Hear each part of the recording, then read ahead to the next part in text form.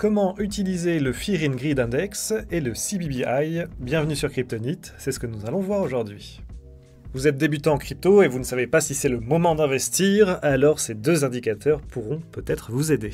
Vous l'avez déjà peut-être vu passer sur votre fil d'actualité sur Twitter ou sur certains sites internet. Le Fear in Greed Index est très utilisé et même très suivi. Il permet d'avoir un sentiment global sur le cours du Bitcoin. On pourrait aussi l'utiliser sur le marché des crypto-monnaies, puisque généralement, la majorité des cryptos vont suivre le cours du Bitcoin. S'il vient à monter, tout le monde monte, s'il vient à descendre, tout le monde descend. Cet indicateur va se baser sur plusieurs éléments, notamment la volatilité du Bitcoin, la tendance du marché et son volume, l'engouement sur les réseaux sociaux, la dominance du Bitcoin sur le marché crypto, les recherches Google et par rapport aux réponses d'investisseurs sur des sondages. Une fois qu'on a fait le mélange de toutes ces informations, on propose une note qui va de 0 à 100. Lorsqu'on se retrouve vers 0, le marché a totalement peur, la majorité des personnes se mettent à vendre et c'est la panique générale. Dès lors qu'on remonte un petit peu vers le orange, autour de 25 à 50, il y a toujours plus de ventes que d'achats, les gens ne sont pas ultra confiants et voient plutôt le cours à la baisse. Lorsqu'on passe au-dessus des 50, comme ici, nous sommes aujourd'hui en grid à 63. Cela signifie que les gens ont plutôt envie d'acheter et s'investissent sur le cours du Bitcoin. Bien sûr, on peut monter carrément jusqu'à 100 et là, c'est totalement surévalué. C'est-à-dire que les gens se déchaînent, achètent en masse et ce n'est pas vraiment le bon moment pour acheter. Le Fear in Greed Index se base sur d'autres données qui ont lieu il y a 30 et 90 jours. On peut donc considérer que cet indicateur est plutôt court et moyen terme. Il ne va donc pas forcément prévoir les grandes phases baissières et haussières. On peut se retrouver par exemple en phase de bear market avec une mini-phase haussière, et là le Fear in Greed Index peut être plus élevé. Dans tous les cas, en période de forte volatilité, c'est toujours un indicateur fiable si vous hésitez à acheter ou à revendre vos crypto-monnaies justement. Si vraiment on est au-dessus de 80 en Fear in Greed Index sur le Bitcoin et que vous hésitez à les vendre, ça reste un bon moment pour le faire. Si à l'inverse vous vous demandez est-ce que c'est le bon moment pour acheter, il vaut mieux attendre qu'on soit autour des 20, 40, etc. Attention, bien sûr, ce n'est pas un conseil d'investissement, car vous pouvez bien sûr acheter du Bitcoin avec un Fear in Greed Index qui est assez bas, en dessous de 50, alors que le marché est carrément en haut. Prenez le temps de bien vous renseigner et d'aller voir aussi d'autres indicateurs. Pour revenir sur le Fear in Greed Index, il y a maintenant CoinMarketCap qui dispose du sien depuis à peu près juin 2023. Je pense que leur score peut être fiable puisqu'ils ont beaucoup de données et maintenant ils diffusent même des actualités. Ça permet d'avoir vraiment un sentiment du marché par rapport aux ventes, par rapport aux exchanges, par rapport au volume, par rapport aux articles, etc. Comme d'habitude, vous avez tous les liens dans la description, n'hésitez pas à les voir par vous-même. Petit aparté pour vous faire remarquer que vous êtes 88% non abonnés à regarder nos vidéos. Je vous invite vraiment à vous abonner pour soutenir notre média, ça nous fera très plaisir. Sur ce, on continue tout de suite la vidéo.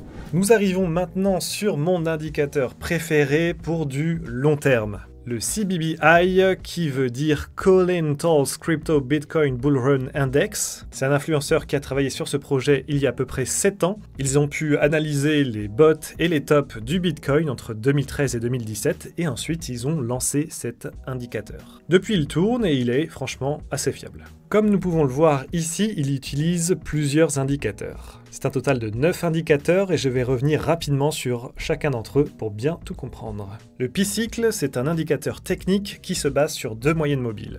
Il y a d'abord la 111 et la 350 DMA. Sur la courbe, on les voit se suivre un petit peu parallèlement et au moment où elles se croisent, souvent ça indique le top du Bitcoin à environ 3 jours près. Le NUPL, c'est un indicateur qui permet de savoir le profit ou les pertes non réalisées par les investisseurs Bitcoin. Ça donne une indication globale de si les utilisateurs sont en profit sans pour autant avoir vendu leur Bitcoin, bien entendu. Donc tous ceux qui hold, on sait à peu près en moyenne s'ils sont en profit ou en perte. Le RODL, c'est un indicateur qui se base sur le nombre de personnes qui hold le Bitcoin et il le compare avec ceux des années précédentes. Plus ce pourcentage est haut et plus le marché surchauffe.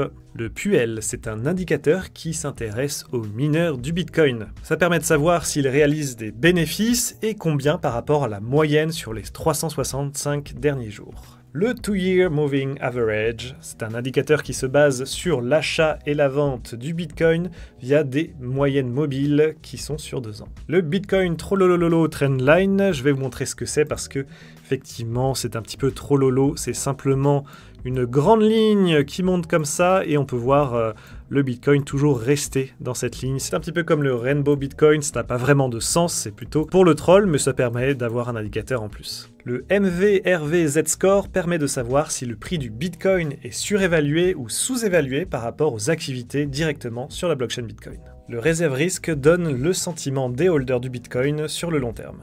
Et le dernier, le Webull TopCap versus CVDD, c'est un autre outil alternatif qui permet d'avoir un prix du Bitcoin un peu plus juste par rapport aux activités directement on-chain. Grâce à toutes ces données, comme vous pouvez le voir, on peut aussi les décocher s'il y en a certaines qui ne nous intéressent pas, par exemple le Bitcoin Trollololo. On se retrouve avec le CBBI. Alors, il y a beaucoup de données. Tout d'abord, nous avons donc le score CBBI qui se trouve en bleu ici. Donc on peut le voir, il va de 0 à 100. Vous avez ensuite le prix du Bitcoin qui va de vert foncé lorsque son prix est très faible, et à jaune, puis orange, puis marron dès qu'il touche des tops.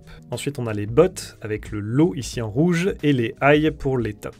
Donc on peut voir ici un top du Bitcoin le 30 novembre 2013 à 1189 $ avec un score de 96. Le 15 janvier 2015, on se retrouve avec un score de 1 et un prix du Bitcoin à 200 $ quasiment. Et à nouveau, on peut voir que le cycle recommence éternellement. J'utilise personnellement cet indicateur pour réaliser mes investissements perso. Je le fais bien sûr sur le long terme. Je préfère toujours acheter quand on est très bas avec un score toujours en dessous de 25 à peu près. C'est là que je lance ma période de DCA, j'achète tous les mois avec le salaire, etc. Une fois que ça passe au-dessus, je ralentis et je récupère mes investissements à partir du moment où on commence à se rapprocher des tops.